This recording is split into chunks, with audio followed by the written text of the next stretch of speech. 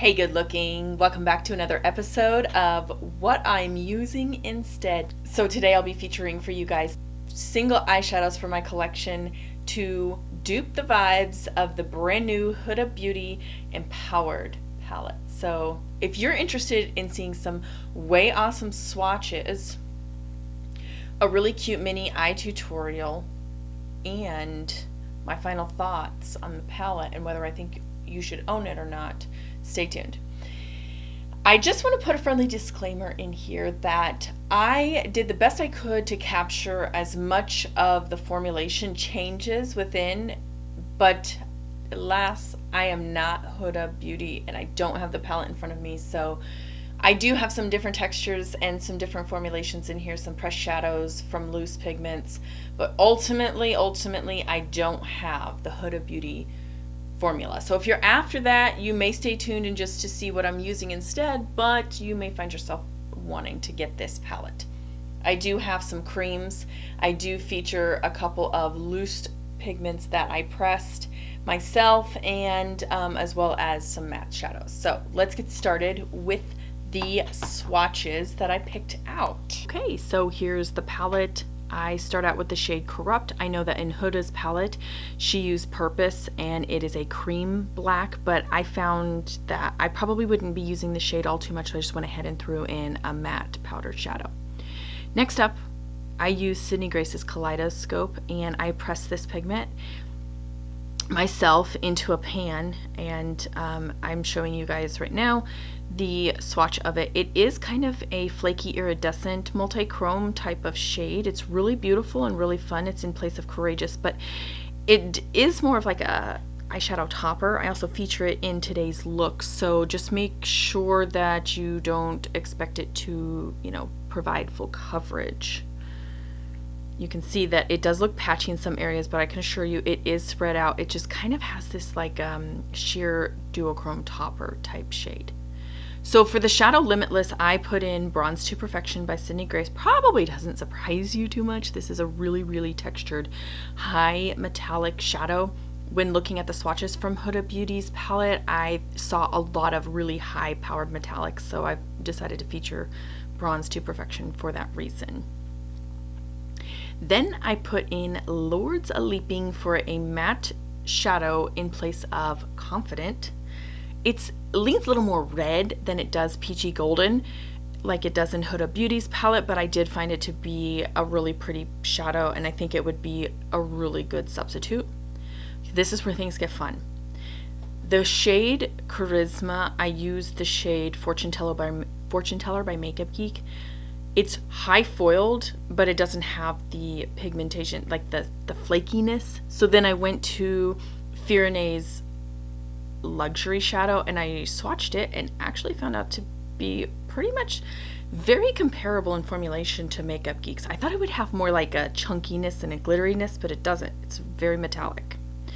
So moving on, I used the shade Sidekick by Makeup Geek for Keep Going. It's just a nice, beautiful terracotta brown shade in place of Keep Going from Huda's Empowered palette.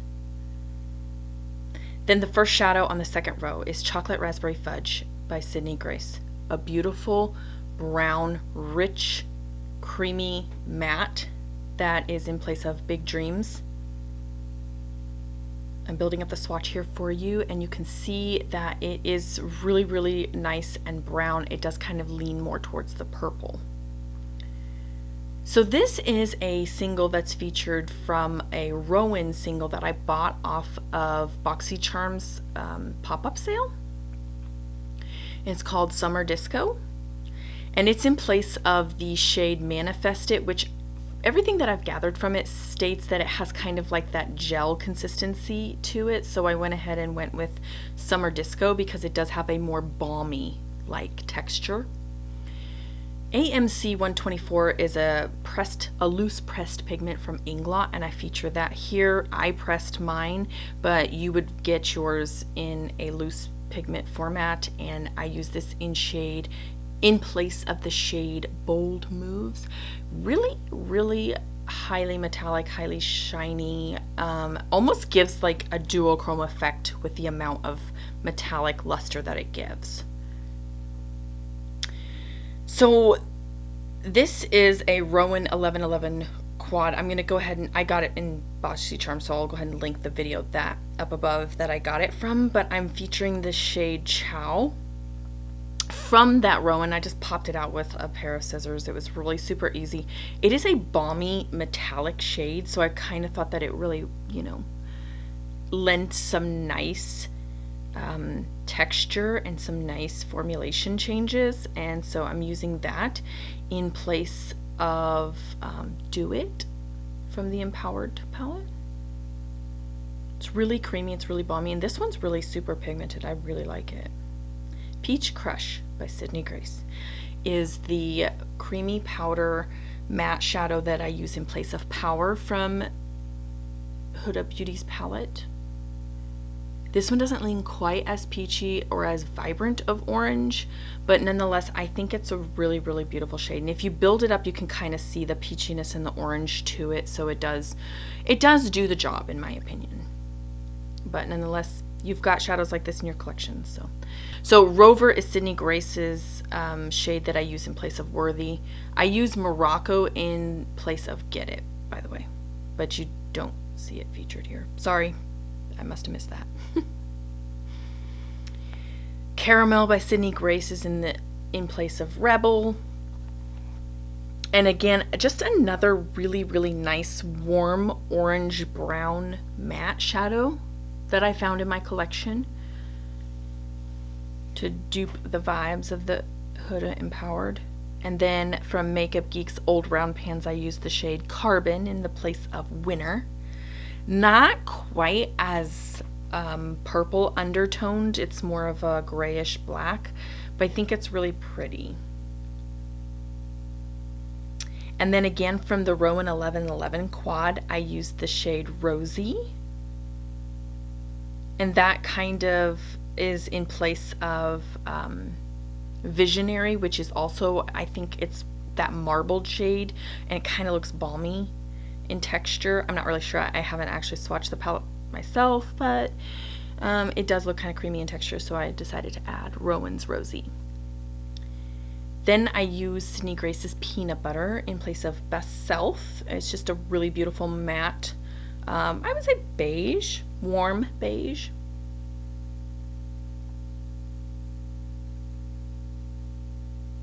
And then lastly, Apple Spice by Makeup Geek. I use this in place of the shade Legacy. This is a really nice, spicy orange brown terracotta shade, and I thought that it looked very similar, kind of almost gives that neutral to cool leaning undertone like we see in Legacy. And this is my palette that I have put together. These are the shades and the swatches, and you can see it's very beautiful. I really like how there's a lot of the mattes that really go together. What did you guys think of all the shades that I used in place of the Empowered palette? And also, I did forget Morocco. It's right up here. It's by Makeup Geeks. So if you have the old round pans and you're looking to dig through and put this together, here's She Be. I'll go ahead and swatch it out for you. Different lighting, but again, it's very beautiful. On the pictures, let me go ahead and slide over. On the pictures of the Huda Beauty Empowered palette, they look rosy in tone, or am I just crazy and seeing things? And then when I saw swatches of the palette, the official swatches leaned more orange or terracotta or beige in shade. So that's something that I found to be extremely interesting. Let's go ahead and get to this look though. I really want to use this Kaleidoscope shadow, but I think it's a topper shade, so I need something underneath it. Let me use Bronze to Perfection, and I'm going to put that on. Yeah, let me put that on with just my finger. Wow. Okay.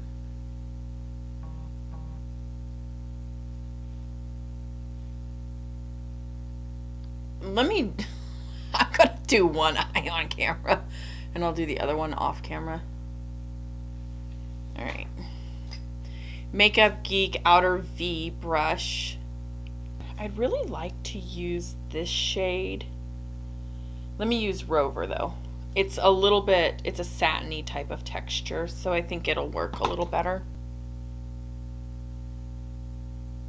I see some people don't mind fallout. I definitely can't stand it. Like, I like to come on camera with my base done, and no.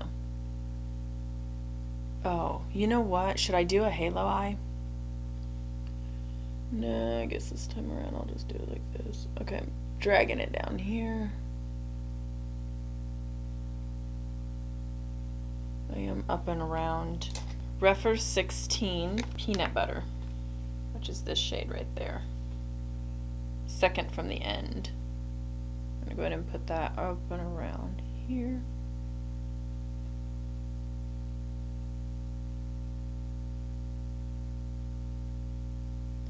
And I'll push it into this part right here.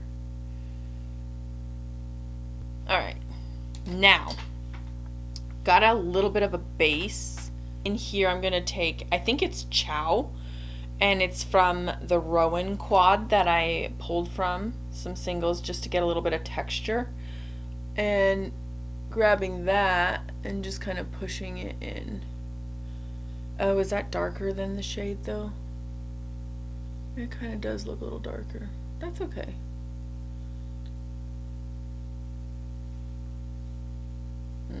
Actually, it's kind of got like a tacky base to it. It's like super tacky, so I'm going to go ahead and put it all over. And then I'm going to bring it up and around. Grab some glitter glue on my finger. And I'm actually going to like just blend. Just blend it all. Then grabbing some of this Kaleidoscope shade, which is kind of like, it comes from Sydney Grace as a loose pigment, and I pressed it, and I'll link that video for you up here. But now this one I fully intend, so I'm going to kind of, well, I can feel it falling out. Comes as a loose pigment, but I think it's a really, really beautiful shade. I might need a little bit more.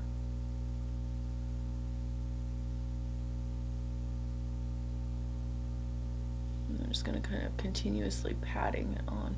I really don't know how else to do any of this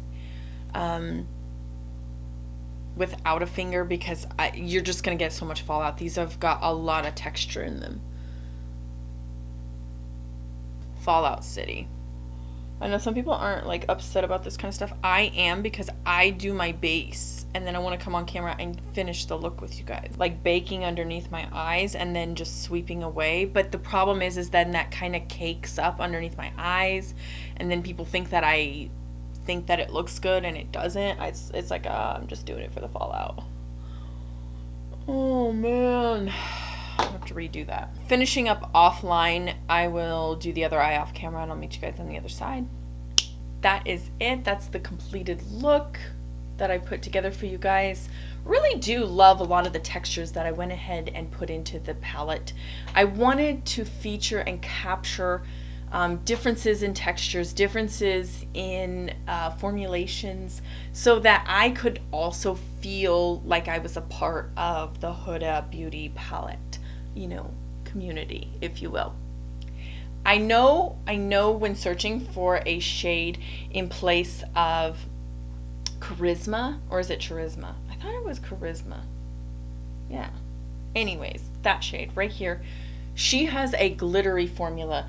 It kind of reminds me of the Inglot pigment. And I did look in my Pat McGrath Mothership palette. Remember, I don't know if you guys remember or not, but I'll go ahead and link for you guys up in the eye a fixing a broken astral shade. But anyways, I have this shade right here that I fixed from it, and I thought maybe this would go in place of that gold, but it's not really yellow enough, so let me go ahead and give you guys a swatch.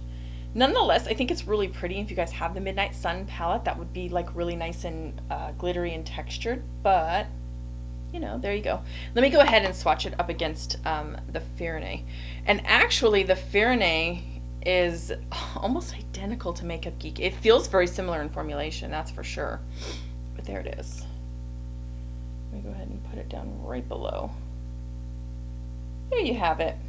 So yeah, very pretty, but I actually don't have any glittery or sparkly type yellow golds. I only have a true gold slash antique type of gold from that Pat McGrath Mothership palette. So, but nonetheless, I kind of went back and forth, and I went ahead and decided to go with the Makeup Geek one just because I was more interested in getting the color down than I was the texture, since I have other shadows here that do provide a really good texture. So that is it.